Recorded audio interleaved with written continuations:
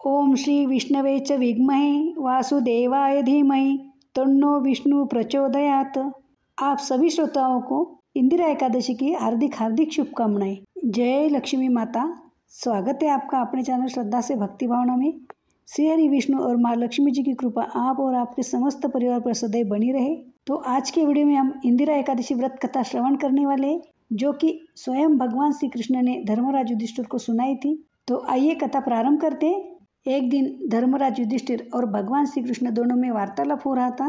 तभी धर्मराज युधिष्ठिर कहने लगे कि हे भगवान, आश्विन कृष्ण एकादशी का क्या नाम है, इसकी विधि तथा फल क्या है, सो कृपा करके मुझे कहिए।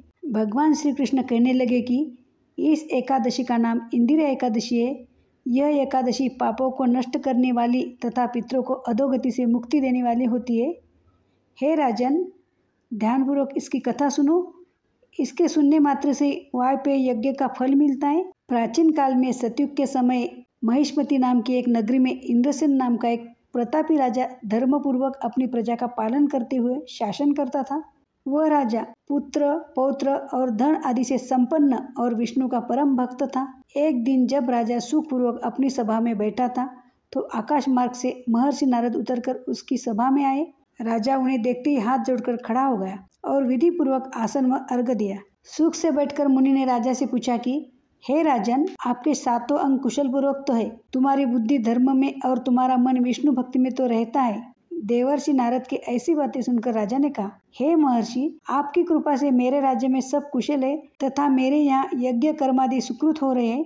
आप कृपा करके अपने आगमन का कारण कहिए। तब ऋषि कहने लगे, हे राजन, आप आश्चर्य देने वाले मेरे वचनों को सुनो। मैं एक समय ब्रह्मलोक से यमलोक गया। वहाँ श्रद्धापूर्वक यमराज से पूजित होकर मैंने धर्मशील और सत्यवान धर्मराज की प्रशंसा की। उसी यमराज की सभा में महान ज्ञानी और धर्मात्मा तुम्हारे पिता को एकादशी का व्रत भंग होने के कारण उन्होंने संदेश दिया, सो मैं तुम्हें कहता हूँ। उन्होंने कहा कि पूर्व जन्म में कोई विघ्न हो जाने के कारण मैं यमराज के निकट रह रहा हूँ। सो है पुत्र, यदि तुम अश्विन कृष्णा इंदिरा एकादशी का व्रत मेरे निमित्त करो तो मुझे स्वर्ग की प्राप्ति हो सकती है। इतना सुनकर राजा कहने लगा कि हे महर्षि, आप इस व्रत की विधि मुझसे कहिए। नारद जी कहने लगे, आश्विन माह की कृष्ण पक्ष की दशमी के दिन प्रातःकाल श्रद्धापूर्वक स्नानादि से निवृत्त होकर पुनः दोपहर को नदी आदि में जाकर स्नान करें। फिर श्रद्धापूर्वक पितरों का श्राद्ध करें और एक बार भोजन करें। प्रातःकाल होने पर एकादशी के दिन दातुन आदि करके स्नान करें। फिर व्रत के नियमों को भक्तिपूर्वक ग्रहण करता हुआ प्रतिज्ञा करे कि मैं आज संपूर्ण भोगों को त्याग कर निराहार एकादशी का व्रत करूंगा। हे अच्युत, हे पुंडरीकाक्ष, मैं आपके शरण में हूँ, आप मेरी रक्षा कीजिए। इस प्रकार नियम पूर्वक शालिग्राम की मूर्ति के आगे विधि पूर्वक श्राद्ध करके योग्य ब्राह्मणों को फलाहार का भोजन कराए और दक्षिणा दे। पितरों के श्राद्ध से जो बच जाए उसको सुनकर गौ को दे तथा धूप, दीप, गंध, पुष्प, नैवेद्य आदि सब सामग्री से ऋषिकेश भगवान का पूजन करे। रात में भगवान के निकट जागरण करे। इसके पश्चात द्वादशी के दिन प्रातःकाल होने पर भगवान का पूजन करके ब्राह्मणों को भोजन कराए। भाई, बंधुओं, स्त्री और पुत्र सहित आप भी मौन होकर भोजन करें। नारद जी कहने लगे कि हे राजन, इस विधि से यदि तुम आलस्य रहित होकर इस एकादशी का व्रत करोगे तो तुम्हारे पिता अवश्य ही स्वर्गलोक को जाएंगे। इतना कहकर नारद जी अंतर्ध्यान हो गए। नारद जी के कथनानुसार राजा द्वारा अपने बांधवों तथा दासी सहित व्रत करने से आकाश से पुष्प वर्षा हुई और उस राजा का पिता गरुड़ पर चढ़कर विष्णुलोक को गया।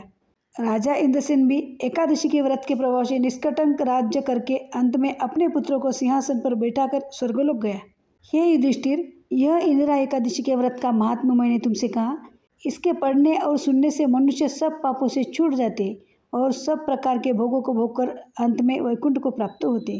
तो ये थी इंदिरा एकादशी की व्रत कथा, जो कि स्वयं भगवान श्री कृष्ण ने धर्मराज युधिष्ठिर को सुनाई थी। आशा करती हूँ आपको ये कथा ज़रूर पसंद आई होंगी। यदि आपको वीडियो पसंद आए तो लाइक किया कीजिए, क्योंकि आपका एक लाइक हमारे लिए बहुत महत्वपूर्ण है। इससे हमें और अच्छी वीडियो बनाने की प्रेरणा मिलती है। और ज़्यादा से ज़्यादा शेयर कीजिए।